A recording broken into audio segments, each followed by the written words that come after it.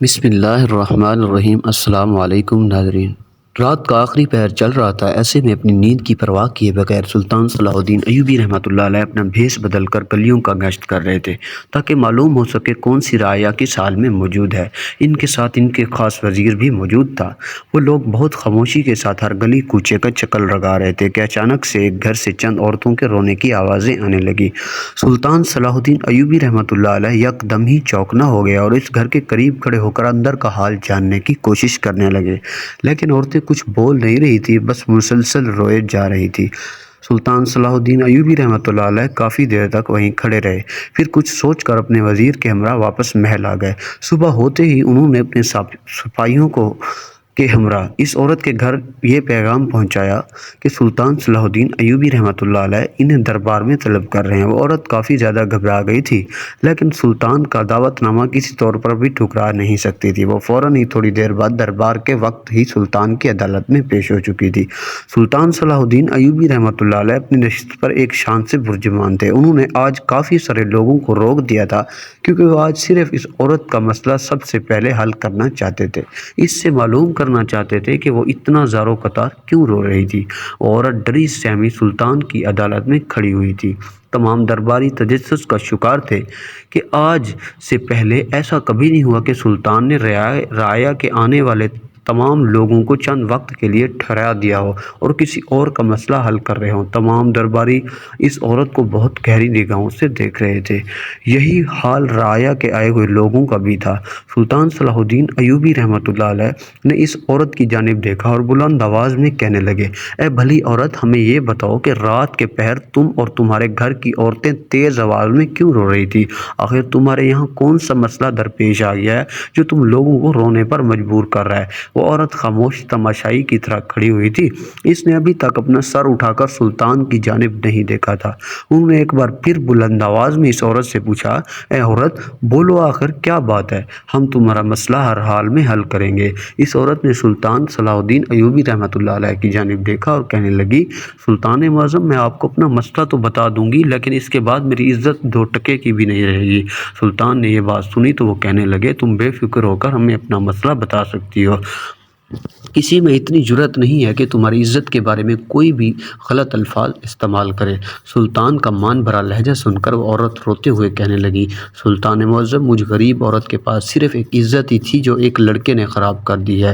اس کی بات پورے دربار میں سونپ سونگ گیا تھا۔ سب لوگ حیرت سے اس عورت کو دیکھنے لگے تھے کہ وہ مزید کہنے لگی، آج کل تو بھلائی کا دور ہی نہیں ہے، جو بھلائی کی کرنے کی کوشش کرتا ہے لوگ اس کو ہی دھوکہ دے دیتے ہیں۔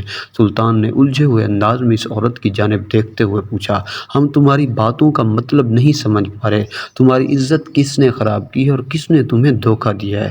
عورت کہنے لگی، سلطان معظم، میری 4 بیٹی ہیں اور چاروں ہی خوبصورت ہیں، جوان ہیں۔ ایک روز ایک 16-17 سالہ لڑکا میرے گھر کی دہلیز پر آیا اور زار و قطار رونے لگا اور کہنے لگا، اماں، میں 4 دن سے بھوکا ہوں، میں نے کچھ نہیں کھایا، مجھے تھوڑا سا کھانے دے دو۔ میری بڑی بیٹی کو ترس آ گیا، اس نے گھر کے اندر سے ایک روٹی اور تھوڑا سا سالن اس کو دے دیا۔ وہ ہمارے دروازے پر ہی بیٹھ گیا، کھانا کھانے لگا۔ اس کو بہت برا پھندا لگا، جس کی وجہ سے ہم اندر بیٹھے لوگ بھی گھبرا گئے۔ میرے سب سے چھوٹی بیٹی گھبراہٹ کے اندر اس لڑکے کو گھر میں لے آئی اور پانی وغیرہ دینے لگی۔ اچانک ہی مجھے اتنا زور سے چکر آیا کہ میں وہیں پر بے ہوش ہو گئی۔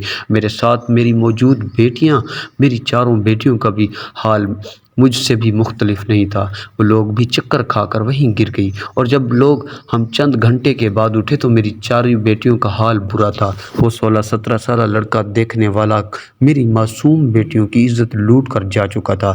جب سلطان صلاح الدین ایوبی رحمۃ اللہ علیہ نے اس عورت کی بات سنی تو حیرت زدہ تھے۔ 16-17 سالہ لڑکا ایسی حرکت کیسے کر سکتا ہے؟ انہوں نے فوراً ہی اپنے وزیر کو حکم دیا کہ چھاپہ مارو اور جاسوسوں کو اعلان کر دو، کوئی لڑکا رعایا میں آیا ہے اور وہ گھروں میں گھر کر لوگوں کی عزت لوٹ رہا ہے، فوراً اسے حراست میں لے کر سلطان کی عدالت میں پیش کیا جائے۔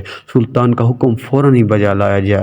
ان کے چھاپہ ماروں کو حکم دیا گیا کہ تھوڑے ہی وقفے کے بعد اس لڑکوں کے چھاپہ ماروں نے پکڑ لیا اور سلطان کی عدالت میں پیش کر دیا گیا۔ سلطان صلاح الدین ایوبی رحمۃ اللہ علیہ اپنے نشست پر بیٹھے کافی اضطرابی کیفیت کا شکار تھے، کیونکہ انہیں بالکل سمجھ نہیں آ رہا تھا کہ ایک 17-16 سالہ لڑکا ایسی حرکت کیسے کر سکتا ہے۔ جب انہوں نے اس لڑکے کو دیکھا وہ حیرت زدہ رہ گئے، کیونکہ وہ واقعی جسامت کے لحاظ سے بھی کافی چھوٹا سا محسوس ہو رہا تھا۔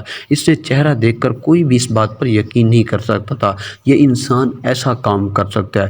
وہ لڑکا بہت خاموشی کے ساتھ ادب سے دربار میں کھڑا ہوا تھا۔ سلطان صلاح الدین ایوبی رحمۃ اللہ علیہ اس لڑکے کو بہت گہری نگاہوں سے دیکھ رہے تھے۔ ایک کونے میں ہی وہ عورت غصے سے بھری نگاہوں سے اس لڑکے کو گھور رہی تھی۔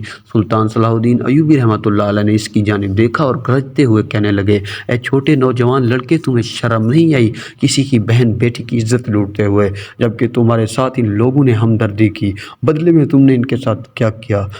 وہ لڑکا کچھ بھی نہیں بول رہا تھا، بس سر جھکائے خاموشی کے ساتھ کھڑا ہوا تھا۔ سلطان ایک بار پھر گرجتے ہوئے کہنے لگے، اگر تم نے اپنی صفائی میں کچھ نہیں کہا تو تم جانتے ہو تمہیں سرعام پھانسی دے دی جائے گی، لیکن اس کے باوجود وہ لڑکا خاموش تھا۔ سلطان ایک نظر اس بوڑھی عورت کو دیکھا جو آنسی بھری نگاہوں سے اس لڑکے کو گھور رہی تھی۔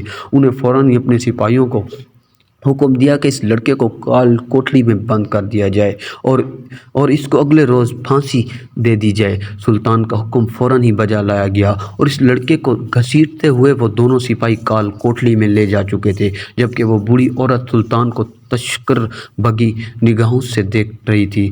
سلطان نے اس عورت کی جانب دیکھا اور کہنے لگے، اب آپ اپنے گھر جا سکتی ہیں، آپ کو مجرم سلاخوں کے پیچھے اور کل اس کو سزا بھی مل جائے گی۔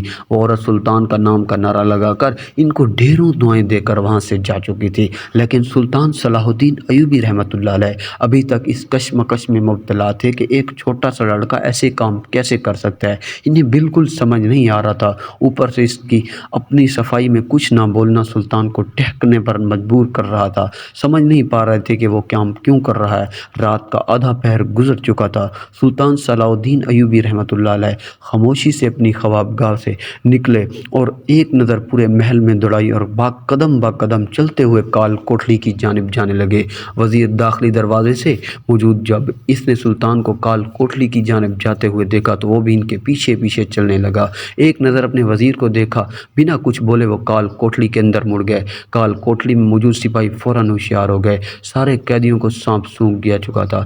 سلطان قدم با قدم چلتے ہوئے اس کمسن لڑکے کے پاس آئے جو گھٹنوں میں سر دیے خاموشی کے مورد بیٹھا ہوا تھا۔ سلطان بالکل اس کے پاس جا کر کھڑے ہو گئے۔ جب اس نے کسی کی موجودگی محسوس کی تو اس نے اپنا سر اٹھا کر دیکھا، سامنے سلطان اپنی پوزیشن اور پوری شان کے ساتھ کھڑے تھے۔ فوراً ان کے ادب میں کھڑا ہو گیا اور ہاتھ باندھ کر سلام پیش کرنے لگا۔ سلطان اس کا سلام کا جواب دے کر کہنے لگے، تمہیں ڈرنے کی ضرورت نہیں ہے، ہمیں بتاؤ آخر تمہارے ساتھ کیا مسئلہ پیش آیا ہے؟ ہمیں نہیں لگتا کہ تم زانی ہو، اگر تم نے یہ گناہ نہیں کیا تو ہم تمہیں پھانسی نہیں دیں گے۔ تمہیں کسی بھی چیز سے ڈرنے کی ضرورت نہیں ہے، تم ہمیں اپنا بڑا سمجھ کر ساری چیزوں کے بارے میں بتا سکتے ہو۔ لیکن وہ لڑکا صبح کا ہی طرح خاموش تھا۔ اس نے ابھی ایک لفظ ادا نہیں کیا تھا کہ سلطان نے اس کے کندھے پر ہاتھ رکھا اور ایک بار پھر نرم لہجے میں کہنے لگے، دیکھو لڑکے، تم ڈرو مت، مجھے نہ جانے کیوں تمہیں دیکھ کر ایسا محسوس ہوتا ہے جیسے تم زانی نہیں ہو۔ آخر تم کون ہو؟ تمہارے پیچھے یہ کام کون کر رہا ہے؟ یہ بات سن کر اس لڑکے نے ایک دفعہ سلطان کے چہرے کو دیکھا اور خاموشی سے اپنے چہرے کو جھکا لیا۔ سلطان 2 قدم پیچھے ہوئے اور اپنے ہاتھ میں پیچھے باندھ لیے اور اس لڑکے کی آنکھوں میں دیکھتے ہوئے کہنے لگے، اے چھوٹے لڑکے، کل تمہاری پھانسی ہے، اگر تم گنہگار نہیں ہو تو تمہیں بے وجہ پھانسی ہو جائے گی، اس لیے تمہارے حق میں بہتر یہی ہے کہ تم سچ بتا دو، آخر تمہیں یہ الزام اپنے سر کیوں لے رہے ہو؟ لیکن لڑکا کچھ نہیں بول رہا تھا۔ سلطان ایک بار 2 بار پھر اس نے یہ بات دریافت کرنے کی کوشش کی، لیکن وہ بالکل خاموش رہا۔ انہوں نے ایک خاموشی لڑکے کی نگاہ اس لڑکے کے معصوم چہرے پر ڈالی، جس طریقے سے وہ آئے تھے ویسے ہی واپس لوٹ گئے۔ اگلے روز اس لڑکے کو پھانسی گھاٹ کی طرف لے جایا جا رہا تھا۔ جب اسے پھانسی کے پھندے کے قریب لے کر گئے تو جلاد نے روایت کے تحت اس لڑکے سے پوچھا، اے لڑکے، بولو تمہاری آخری خواہش کیا ہے؟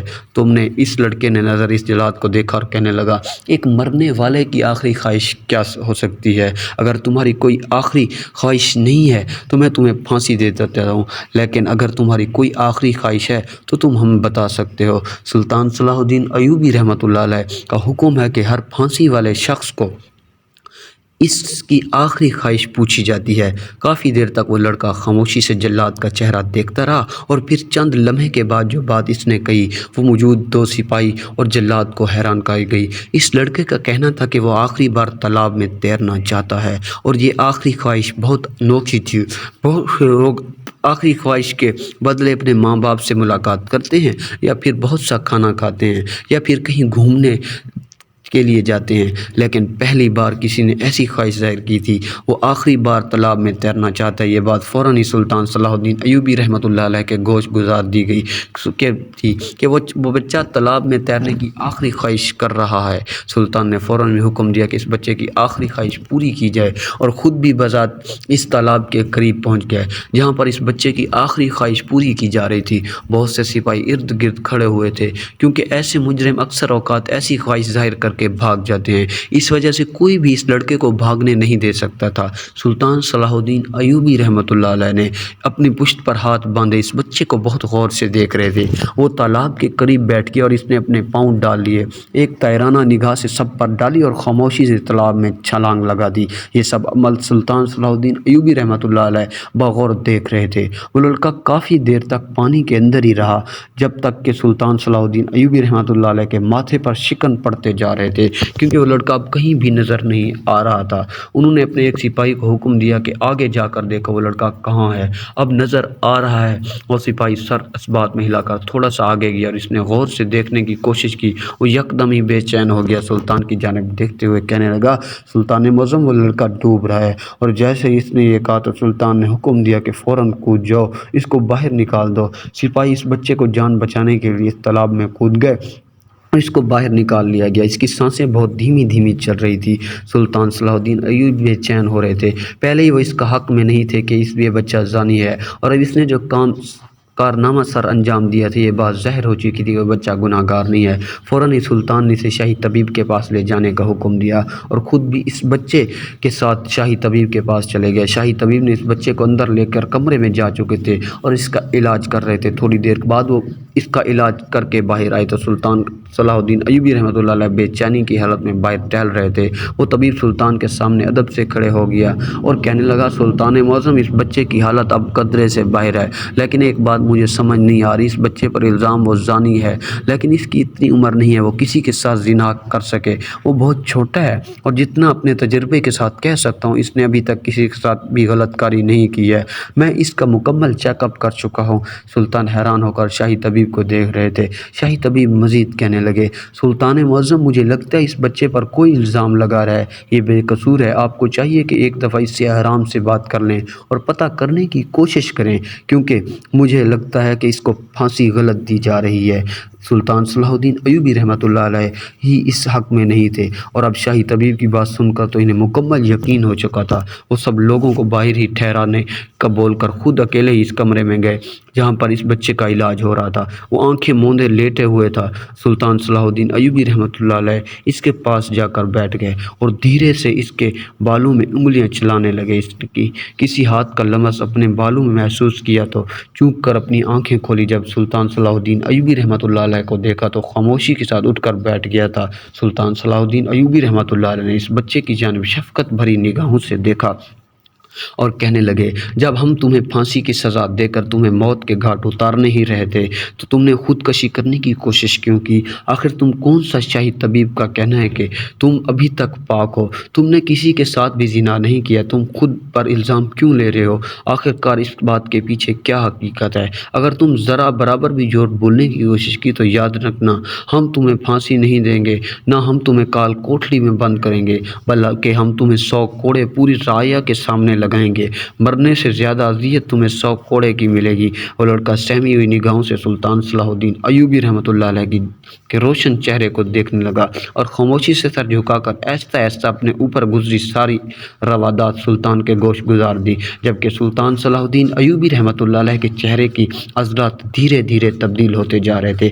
جیسے انہوں نے سوچا تھا ویسے ہی اس بچے کے ساتھ ہوا تھا۔ اس نے جو بات بتائی تھی اس کو سن کر سلطان فوراً ہی غصے کے عالم میں اپنی جگہ سے کھڑے ہو گئے اور गरजते हुए कहने लगे, जब तुमने पूछा था तो तुमने मुझे इस बारे में क्यों नहीं बताया। वो बच्चा खौफ से सहमी हुई आवाज़ में कहने लगा, सुल्तान मुअज़्ज़म, अगर आपको इस बात के बारे में बता देता तो मेरी मासूम बहन के साथ बहुत बुरा होना था। वो लोग मेरी बहन को कहीं का भी नहीं छोड़ते। इस बच्चे का कहना था कि ये काम अकेला नहीं कर रहा, इसके पीछे एक पूरा गैंग है। वो लोग 5 बंदों पर मुश्तमिल हैं। इनकी उम्र 26 साल से लेकर 40 साल पर ख़त्म हो रही है। वो लोग ये काम किसी मंसूबे के तहत नहीं करते, वो लोग ये काम अपने मज़े के लिए करते हैं। वो लड़का मज़ीद कहने लगा, सुल्तान मुअज़्ज़म, इन लोगों ने मुझे एक महरा बनाया हुआ है। वो लोग पहले सारी तहकीकात इकट्ठा करते हैं और मालूम करते हैं कि किस घर के अंदर जवान और खूबसूरत लड़कियां मौजूद हैं। इसके बाद ये लोग मुझे इस घर के पास भेज देते हैं। कभी मुझे भिखारी बनाकर लोगों के सामने पेश करते हैं तो कभी कुछ बेचने वाला बना देते हैं। मैंने इनसे इस काम का बहुत इनकार करना चाहा, हर बार फरार होना चाहा, लेकिन इन्होंने मेरी 4 साला बहन को यरगमाल बनाया हुआ है। जब इसका काम से फरार होना चाहता तो वो लोग मेरी बहन को मार देने की धमकी देते थे। मजबूर होकर मुझे लोगों को घर के सामने जाकर इन लोगों को गुमराह करना पड़ता था। सुल्तान सलाहुद्दीन अय्यूबी इस लड़के की बातों को बहुत गौर से सुन रहे थे। इसके बाद वो यकदम ही गरजते हुए कहने लगे, तो तुमने इस बारे में हमें पहले क्यों नहीं बताया? जब हम तुमसे इस बारे में मुसलसल पूछे जा रहे थे तो हम इस बात को क्यों छुपा रहे थे? वो कहने लगा, सुल्तान मुअज़्ज़म, अगर मैं आपके सामने इन लोगों का नाम ले लेता तो फ़ौरन ही अपने सिपाहियों के ज़रिए इन्हें गिरफ़्तार करवा लेते और इसके पीछे से वो लोग मेरी मासूम बहन को मार देते। इस डर की वजह से बस आपके सामने कुछ नहीं बोल रहा था। सुल्तान ने ये बात सुनी तो वो कहने लगे, अगर तुम्हें अपनी बहन की इतनी फ़िक्र है तो तुम खुद क्यों ख़त्म कर रहे हो? अगर तुम मर गए तो वो लोग तुम्हारी बहन को भी ख़त्म कर देंगे। तुम्हारी बहन तो इसके बाद इसका कोई काम नहीं रहेगा। वो लड़का ये बात सुनकर कहने लगा, सुल्तान मुअज़्ज़म, आप दुरुस्त फरमा रहे हैं। मुझे इस बात का एहसास हो चुका है, मैं अपनी बहन को अब बचा नहीं सकता और अपनी बहन की वजह से मज़ीद बहन बेटियों की इज़्ज़त भी ख़राब होने नहीं दे सकता। अगर मैं मर गया तो मुझे कोई गम नहीं रहेगा कि पीछे मेरी बहन के साथ क्या हो रहा है। अगर मैं ज़िंदा रहा तो मुझे इस बात का मलाल होता रहेगा कि मैं हयात हूँ और इन दरिंदों ने मेरी बहन को मार दिया है। खुदकशी चुनने का मकसद सिर्फ यही था कि मैं बेकसूर हूँ और बेकसूर होकर किसी सज़ा की भेंट नहीं चढ़ना चाहता था। इसलिए मैंने यही सोचा कि बेइज्जती वाली मौत से बेहतर है खुदकशी है। सुल्तान सलाहुद्दीन अय्यूबी रहमतुल्लाह अलैह काफ़ी देर तक टिक कर इस लड़के को देखते रहे और ये सब बातें बोलकर खामोशी से सर झुका था। और सुल्तान सलाहुद्दीन अपनी जगह से खड़े हुए इस लड़के के सर पर हाथ रखते हुए कहने लगे, तुम बेफिक्र हो जाओ, तुमसे वादा करते हम इन 5 दरिंदों को सलाखों के पीछे डालकर अपनी हाथों से फांसी देंगे और तुम्हारी बहन को सही सलामत तुम्हारे हवाले कर देंगे। वो लड़का ये बात सुनकर हैरानी भरी निगाहों से सुल्तान को देखने लगा और फ़ौरन इनका हाथ पकड़कर आंखों से अकीदत से लगा लिया और कहने लगा, सुल्तान मुअज़्ज़म, मैं आपका सारी उम्र गुजार रहूँगा। आप वाकई एक नेक सिपह सलार और दुआ करूँगा कि आप अपने हर मैदान में फ़तह हासिल करें। सुल्तान एक बार फिर इसके सर पर हाथ रखकर इसके कमरे से निकल गए थे, जबकि उन्होंने फ़ौरन ही अपने सिपाहियों को हुक्म दिया था कि इन 5 दरिंदा जानवरों को पकड़कर दरबार में हाजिर किया जाए। इनका हुक्म फ़ौरन ही बजा लाया गया और सारे ही सिपाही पूरी रियाया में चुनरियों की तरह बिछ गए थे और इनकी जानी मर्दों को चंद ही लम्हों में ढूंढकर सुल्तान सलाहुद्दीन अय्यूबी रहमतुल्लाह अलैह के दरबार में पेश कर दिया था। वो 5 मर्द सर झुकाए खड़े हुए थे। सुल्तान सलाहुद्दीन अय्यूबी रहमतुल्लाह अलैह ने इन 5 मर्दों को कहर आलूद निगाहों से देखा और नफ़रत से फहकारते हुए कहने लगे, शर्म आनी चाहिए, एक मासूम बच्चे का इस्तेमाल करके तुम कितनी बहन बेटियों की इज्जत को रौंद चुके हो, सिर्फ अपने मज़े के लिए। अगर तुम्हें इतनी हवस की आग है तो तुम लोगों के जिस्म में भरी हुई है तो तुम लोग शादी कर लेते, लेकिन किसी की बहन बेटी के साथ इतना जुल्म नहीं करते। और तुम लोग क्या समझते हो कि तुम लोग कभी भी पकड़े नहीं जाओगे? इस मासूम बच्चे को धमकाते रहेंगे और इसकी बहन को यरगमाल बना कर रखोगे और हमें इस बात का इल्म नहीं होगा कि इन आवाज़ पूरे दरबार में गूंज रही थी, जबकि वो 5 मर्द खौफ से कँपा रहे थे। सुल्तान सलाहुद्दीन अय्यूबी रहमतुल्लाह अलैह ने अपने सिपाहियों को हुक्म दिया कि फ़ौरन रियाया में ये ऐलान किया जाए कि सुल्तान ने सबके बड़े मैदान में बुलाया है, जबकि उन्होंने अपने वज़ीर की जानिब देखा और हुक्म दिया कि वहाँ पर 5 फांसी के फंदे लगाए जाएं। आज इन 5 मर्दों को सरेआम फांसी दी जाएगी ताकि जिस बेटी के साथ जुल्म हुआ है और जिन्होंने इज़्ज़त की खातिर शिकायत नहीं की, इन सब को भी राहत और सुकून मुयस्सर हो। सुल्तान का हक में चंद सेकंड में भी बचा लाया गया था और राय में ऐलान कर दिया गया कि ज़ुहर की नमाज के बाद सुल्तान सबके को मैदान में तलब कर रहे हैं, जबकि वज़ीर ने कुछ सिपाहियों की मदद से वहाँ 5 फांसी के फंदे भी लगा दिए थे। सुल्तान सलाहुद्दीन अय्यूबी रहमतुल्लाह अलैह ज़ुहर की नमाज अदा کر کے میدان میں پہنچ چکے تھے۔ وہاں پر رعایا بھی آ چکی تھی۔ سلطان صلاح الدین ایوبی رحمۃ اللہ علیہ اپنی نشست پر ایک شان سے برجمان تھے، جب وہاں پر 5 مرد جن کے چہروں پر کالا کپڑا ڈالا ہوا تھا اور ایک ایک کر کے پھانسی کے قریب کھڑے ہوئے تھے۔ قاضی اپنی جگہ کھڑا ہوا، اس نے پوری رعایا کے سامنے بلند آواز میں فرض جرم پڑھ کر سنایا۔ چند پل ہی جلاد کے حکم دے دیا گیا اور ان 5 کو پھانسی کے پھندے پر چڑھا دیا گیا۔ ان لوگوں سے آخری خواہش کچھ بھی نہیں پوچھی گئی، بس انہیں پھانسی دے دی گئی، جبکہ پوری رعایا سلطان صلاح الدین ایوبی رحمۃ اللہ علیہ کے نام کا نعرہ لگا رہی تھی۔ اس بچے کی